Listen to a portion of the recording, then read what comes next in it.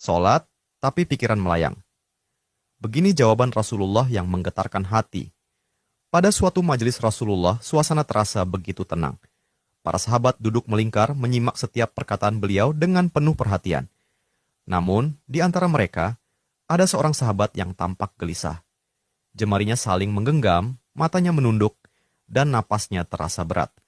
Setelah beberapa saat ragu, ia akhirnya mengangkat wajah dan berkata dengan suara lirih, "Wahai Rasulullah, aku ingin bertanya, tetapi aku khawatir pertanyaanku ini akan membuatku semakin malu di hadapan Allah." Rasulullah pun tersenyum lembut, menatapnya penuh kasih sayang. "Katakanlah, wahai saudaraku, tidak ada pertanyaan yang membuat seseorang hina jika ia bertanya untuk mencari kebaikan." Sahabat itu menarik napas dalam, matanya mulai berkaca-kaca. "Wahai Rasulullah, aku merasa salatku sering tidak khusyuk. Kadang aku mengingat urusan dunia, kadang pikiranku melayang entah kemana. Aku takut salatku tidak diterima oleh Allah. Apakah dengan salat seperti itu, aku tetap mendapatkan pahala?" Suasana majelis seketika menjadi hening. Para sahabat lainnya ikut menunduk, merasakan kegelisahan yang sama. Mereka tahu betapa beratnya pertanyaan itu. Namun, yang terjadi setelahnya benar-benar di luar dugaan. Rasulullah tidak langsung menjawab. Beliau menatap sahabat itu dengan penuh kelembutan.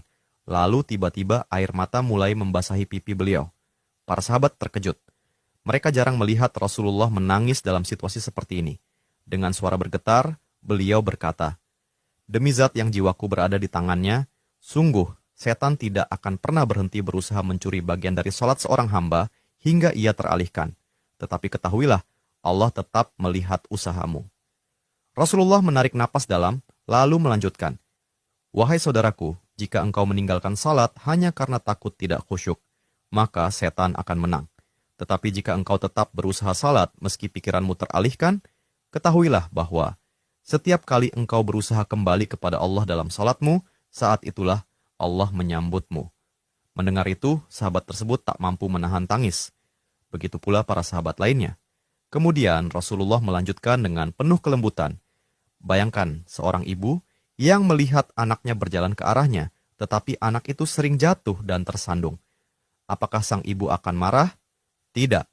Ia justru akan berlari menghampirinya, mengangkatnya, dan mendekapnya erat. Itulah Allah. Ia lebih penyayang daripada seorang ibu kepada anaknya. Selama engkau terus kembali, Allah akan selalu menerimamu. Air mata mengalir di pipi sahabat itu. Kata-kata Rasulullah begitu menusuk hatinya. Sejak hari itu, ia tidak lagi putus asa dalam sholatnya. Ia tetap berusaha khusyuk, dan